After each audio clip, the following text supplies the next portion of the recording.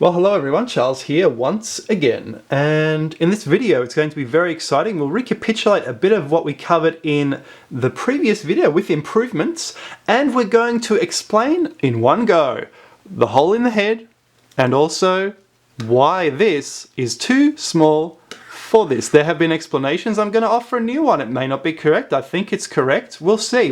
I'm only putting out there what I think is correct. So I suggested in the previous video that the door, which we revealed for the first time possibly on YouTube, which is the front door of the Sphinx, would suggest that the Sphinx having a door would have been a different building, and I think this was a statue which was added later. Now the front door is on the north side, which is very suggestive of a 3rd dynasty pyramid, such as the Zoser pyramid. 3rd dynasty people believed the soul went up to heaven and joined the North Stars. The North Stars did not set, so therefore they were immortal. Rising and setting is associated with death and rebirth. You want to be immortal, you want to be a North Star, not one of those stars that sets all the time. Now, in the Khufu era, they had a very different ideology. It was possibly a different people. They believed in the equinoctial sunrise, due east, due west. These people basically founded the ideas of our churches being placed east and west. It all comes from these guys. So what you have is, you have north-south mastabas. Someone asked what mastabas are. They're tombs. They're rectangular tombs. So they have an east-west door on the equinox. And the pyramids are the same. So you have east entrances of the pyramids. So I looked into the earlier mastabas to try and verify if we have something similar to the Sphinx. And we do not. We do not. The Sphinx cannot be a mastaba. It's not a mastaba because of the alignment. Say the 1st dynasty tombs at Saqqara, look at the alignments. They would be aligned kind of towards a southeast-south direction. A southeast direction. So it's solstice worship. They wanted the front doors aligned with the solstices. This is quite interesting. We look again. I flipped this map around. General plan of the royal tombs at Abydos. So these tombs are facing north. Again, they're facing, I believe towards the southwest. It's really interesting. You know, it's so interesting what's going on here. So we have southwest facing tombs facing the solstice sun. So this is just perfectly aligned with the cardinal points. This is more like a temple. This would be a temple. I think there would have been pillars here. We could be looking at the original home of the Ark of the Covenant. There would have been the Jocham and Boaz pillars, which were placed on the first temple of Solomon. They could have been here before that, because these are twin towers, as I keep pointing out, and the Ark could have been kept inside. So we have a larger Ark, which is hiding and protecting the smaller Ark inside. So I think that's quite interesting. Now, so we covered that in the previous video. Now, here's an interesting thing. Why is the head so small compared to the body? Now, Robert Temple suggested, oh, it's been recarved. He said, oh, look at this. It was probably a jackal. I tend to agree with him. Maybe it was a jackal at one time. Maybe. We don't know. That's the simple truth. We don't know. He's provided some evidence for it, some astronomical evidence, some evidence in tombs, pictures of the jackal, no pictures of a sphinx with a head on it from previous times before Khufu. So possibly. But here's the thing. Here's the interesting thing. If we look at what the Sphinx used to look like in the 19th century, well, I think this is the main reason why the head is too small for the body. They didn't see the body. When they built it, they weren't looking at the body, so they didn't proportion it up.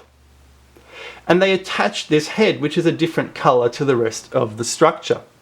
In addition, in attaching the head, they wanted to know it wasn't going to fall off. Hence, the hole in the head. This would have been for a type of reinforcing, possibly wood or metal, which has since utterly corroded into oblivion. I believe there would have been a huge metal pillar, metal reinforcing going right down just to hold this head in position. I think that is a simple and cool explanation for this hole. There are other explanations. I saw something on, I think, Robert Bval's website. It was suggested there was a crown. This was to hold up a crown. Look, that's another possibility as well. But at the end of the day, if you're replacing the head, you want to be holding that thing up to make sure it's not going to topple over. You need some structural reinforcement. So I think that is probably what it was designed to be. Now, all this is very interesting. Who is depicted here? Who did this? Who have done this? Who have done this? Well, Robert Temple suggested it was done by Amenemhet II, who actually lived in about 1900 BC. I'm going to bring up Amenemhet. This is Amenemhet. Let's compare him with the face of the Sphinx. Here I'm going to bring up the Sphinx, and I would say that the Sphinx is more feminine by far. Amenemhet, look, he is similar. He's got similar sticky out ears. Basically, according to Robert Temple, there was basically a time of strife in the First Intermediate Period, 2000 BC. And in the Middle Kingdom, we had lots of pharaohs with their ears sticking out. So he suggested, oh, it's this guy. I think this guy looks a little bit too a little bit too masculine for the Sphinx. This is definitely more female, in my humble opinion. I think the Sphinx definitely looks like a woman. I don't think it's Amenemhet, but hey, there could be some kind of relation. The eyes, I have to say, the eyes and all this are similar. Look, he could be right. He could be right. I said it was Khufu's daughter. I might be wrong. I might be wrong. There's another theory out there which is quite interesting, and this theory is a theory of... Oh, and before I get into that, I'll just show another piece of evidence. Amenemhet as a Sphinx. However, he's too masculine for me. I don't think it's him. So that was Middle Kingdom. In the New Kingdom, we have another theory. Chuck of YouTube channel Cfapps, he suggested that it is Thutmosis IV. Let's bring up Thutmosis IV. Yeah, look, I think there's more of a similarity with Thutmosis IV than with Amenemhet, to be honest. This guy looks, in this relief, more feminine. And also, Chuck pointed out the slope of the face and all this. I have to disagree. I just have to disagree. And the reason for that is Thutmosis IV built the Sphinx Stela. He had a dream. The Sphinx spoke to him.